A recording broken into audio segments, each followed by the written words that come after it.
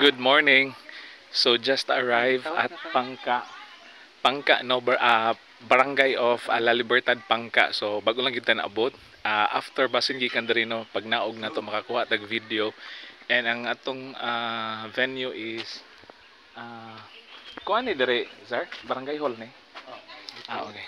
So ang atong venue is Barangay Hall no kana naman sila ni Ma'am so ni Agpasta. So from Dumaguete direct to La Libertad no sabay na tong dali-dali because late na pud nakagikan sa Dumaguete. So at least na-catch na to ng schedule. Thank you Lord for this morning. I do not know nyang hapon and then tomorrow until the following day. So thank you Lord for safety travel.